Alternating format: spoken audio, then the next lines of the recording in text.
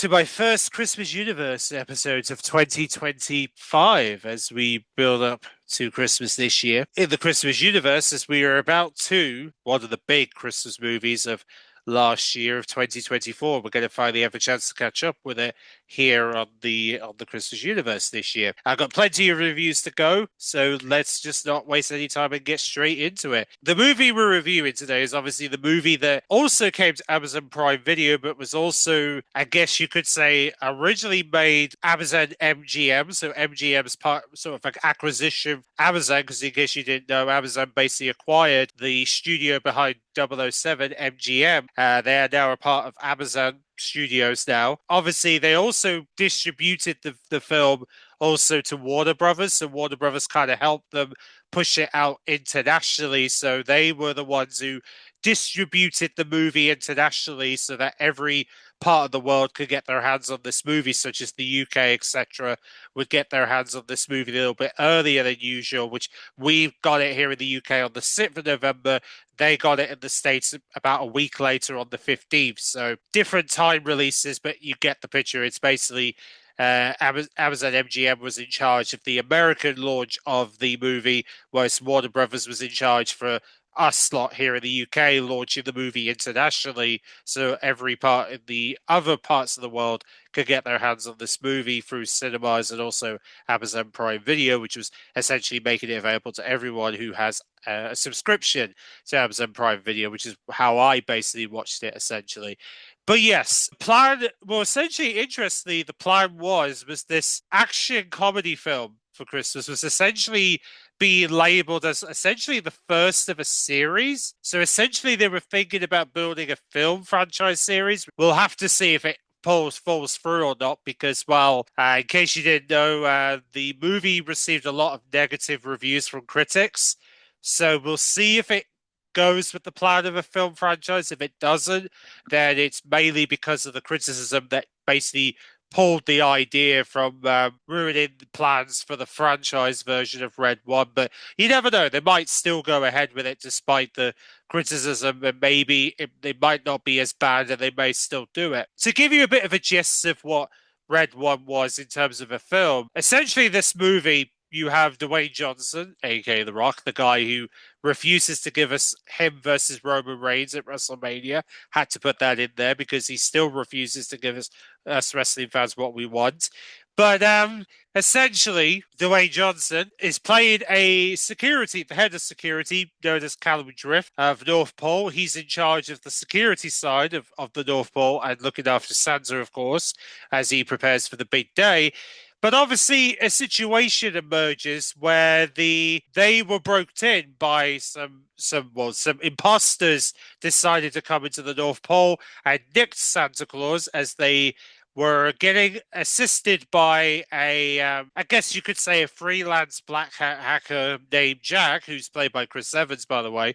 He's essentially was playing this hacker who, guess in some regard, he did a tiny bit of the contribution. He didn't really do much, but he kind of was involved a tiny bit, even though he was kind of nurtured by the real people who were hacking the systems to do some work to achieving their goal, and it basically kidnapping Santa and essentially taking over because they were against the whole Christmas thing.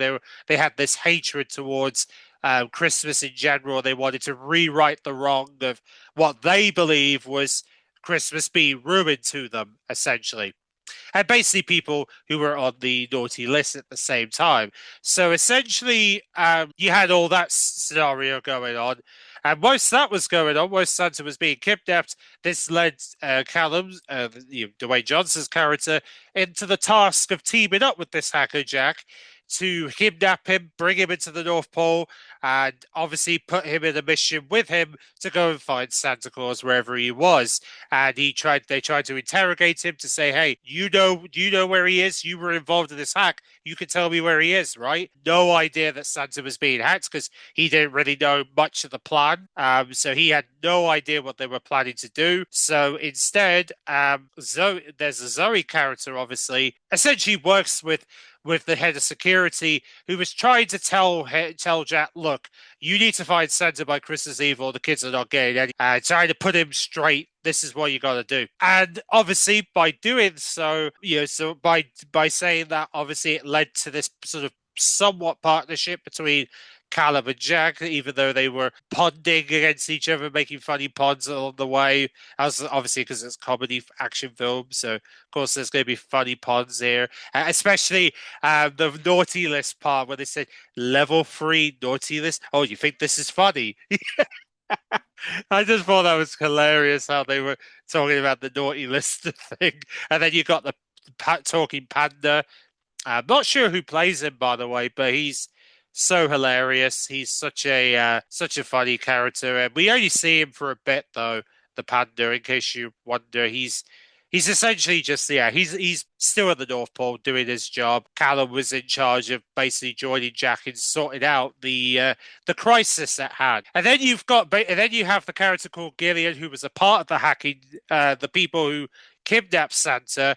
Was basically a Christmas witch who was determined to ruin Christmas by all costs because she wanted to use the spirit within Santa to create sort of her line of products, essentially.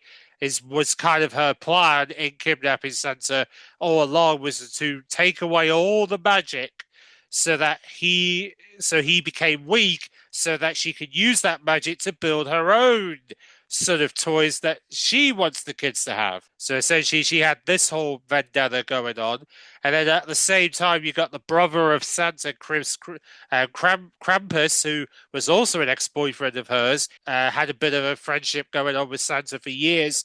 Obviously, he was somewhat involved. Well, he kind of was not too sure what to make of all this situation. So you have that situation going on. But for the most part, this film was centered around Callum and Jack trying to go through every part of the world to find traces of where Santa was. And then they would eventually reach a beach in Hawaii where they would encounter snowmen who they thought they got rid of by just simply taking away the snow, but turns out they were building themselves up with even more snow. So they were able to put themselves back together.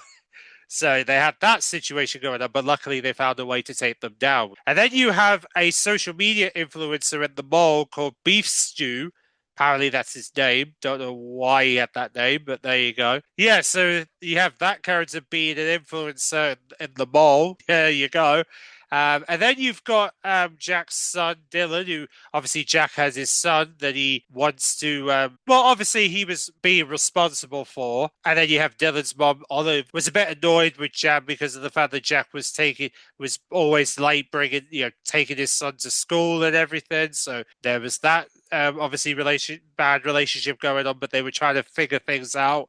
Whilst he was trying to look after his son at the same time, but then obviously now he's trying to save Christmas now. And then you've got the elf agent, Grace. Well, elf agent Grace. He's the white panda. There you go. There's the name of the character.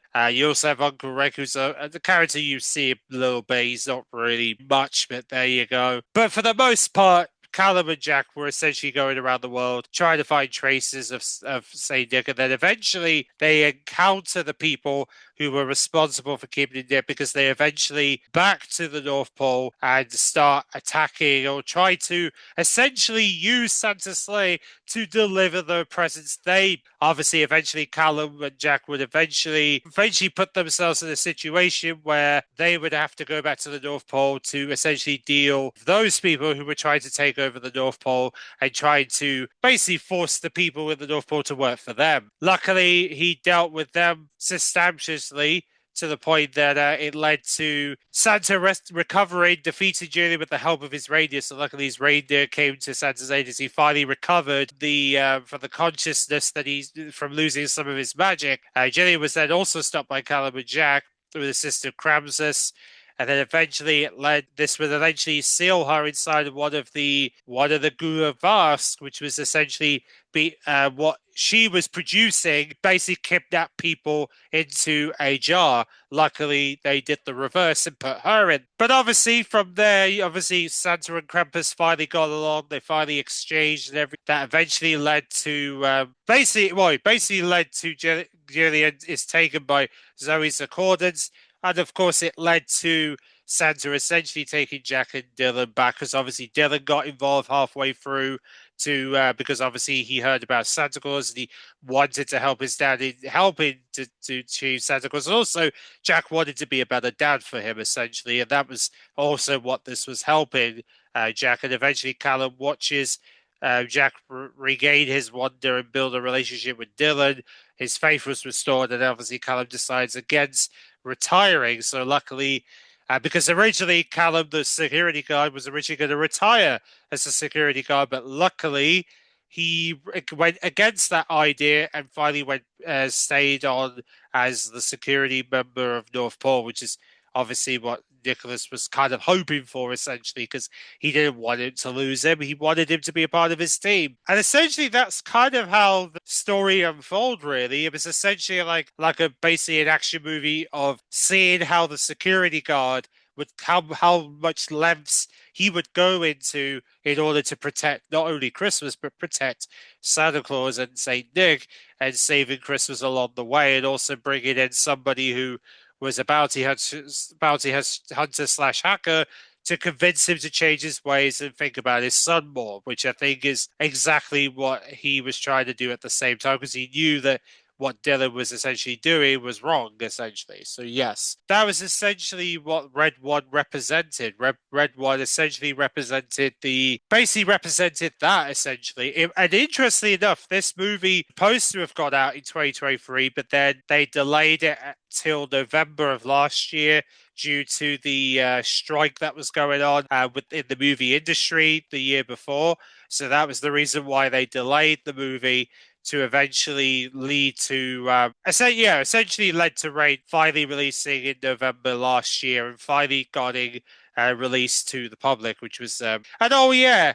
There was also this situation where the footage of Red One that was shown in Cineworld, journalists selected by Dawyne Johnson's publicity, but they were not allowed to write about what they saw. Weird, like Dawyne Johnson trying to stop people from having a say and having an opinion. Like, what are you doing, mate? Like, you need to stop that. You need to stop trying to dictate how things work in the movie industry. Like, why are you doing that? That seems a bit harsh, don't you think? Stop people from having an opinion. Like, I'm against that sort of thing. Like, why would you stop people from having an opinion? That's just stupid. If you're going to try and stop people just because you don't like criticism, accept the criticism and be better. That's all we're asking. We're not asking you to hide away your opinion, hide away people's opinions. Just be better. That's all we're asking. But yeah, that is a typical final boss move because clearly he's the final boss in real life. But yeah, so that's the movie of Red One.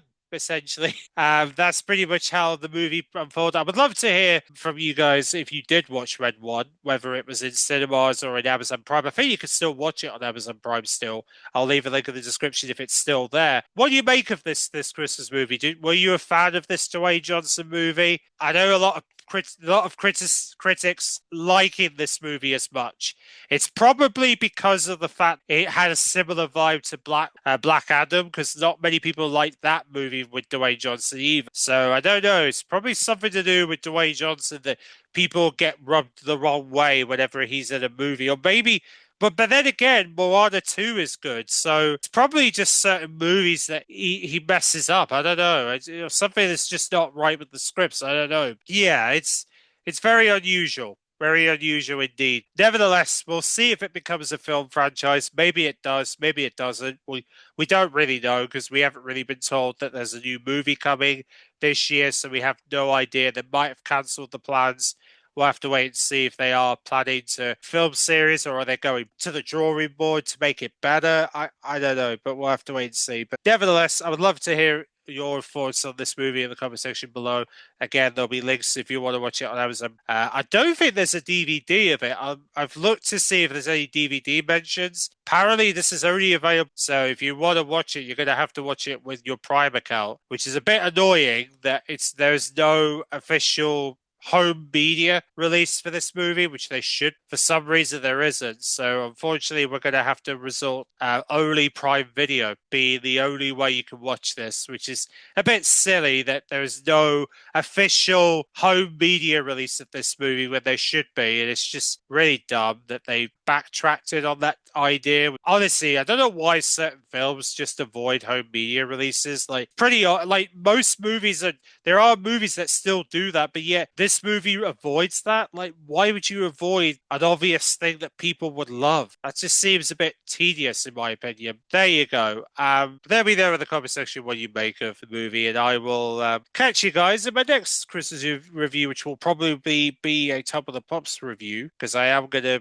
definitely be doing more Top of the Pops Christmas special reviews, so we can take a look back at some more Top of the Pops Christmas episodes, and we're also going to revisit some other Christmas films along the way. And we're also going to look at That's Christmas, the Netflix Christmas film from last year. We're going to also try to review Jingle All the Way. I mean, not Jingle All the Way, but Dashing Through the Snow, Disney movie from Disney Plus. Yeah, yeah, you'll see. Yeah, I'll leave my opinion for that video in case you're curious about what I make of that Dashing Through the Snow movie that they did. And I'll catch you all for more Chris's Universe over the course of this month into the lead up to Christmas. So see you then. I'm